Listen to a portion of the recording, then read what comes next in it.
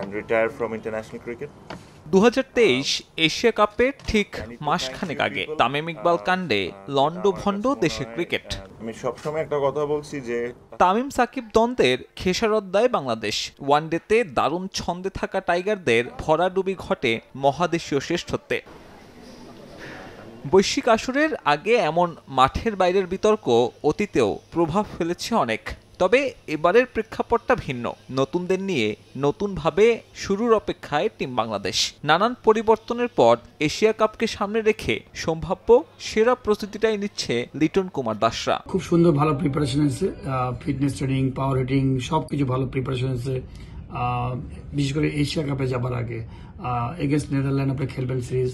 তবে একমাত্র আক্ষেপের নাম মানসম্মত প্রতিপক্ষের অভাব। ভারতের কারণে শেষ মুহূর্তে নেদারল্যান্ডসের সাথে প্রস্তুতি সারবে টাইগাররা। ঘাম ঝরানো প্রস্তুতি নিলেও মাঠের ক্রিকেটে শক্ত চ্যালেঞ্জের মুখে না পড়লে এশিয়া কাপে আসবে না প্রত্যাশিত পারফরম্যান্স। পাইলটের ভাষায় তাই কেবল জয় নয়, আধিপত্য দেখাতে হবে 3 বিভাগেই। নেদারল্যান্ডস টিমটা কিন্তু ওয়ার্ল্ড ক্লাস টিম না।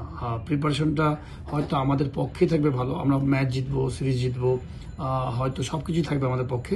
কিন্তু যখন আপনি বেটার টিম ওয়ার্ল্ড ক্লাস টিমের সাথে যখন আপনি কোনো একটা টুর্নামেন্টের আগে খেলবেন বেশি ম্যাচ, তো আর তার আত্মবিশ্বাসটা অন্যরকম থাকে। নতুন পাওয়ার হিটিং কোচের অধীনে নতুনভাবে টি-20-র তালিম নিয়েছেন জাকের, লিটন, হৃদয়রা। তবে সাবেক অধিনায়কের মত 20 ওভারের ক্রিকেটটা কেবল সীমাবদ্ধ নয় বাউন্ডারিতে। ক্রিকেটারদের পরামর্শ দিলেন খেলার মাঠে আরো বেশি কৌশলী হবার। পাওয়ার হিটিং অবশ্যই হেল্প করবে প্লেয়ারদের জন্য, বাট আমি মনে করি যে বাংলাদেশের পাওয়ার হিটিং এর যে প্রবলেম সেটা কিন্তু বেশি প্রবলেম না।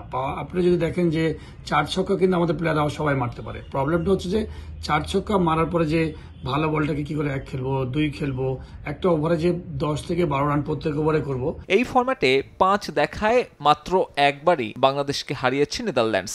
সংখ্যাটা যদি এবার বাড়ে তাহলে এশিয়া কাপের প্রস্তুতিতে বড় ধাক্কাই খাবে টিম টাইগার্স।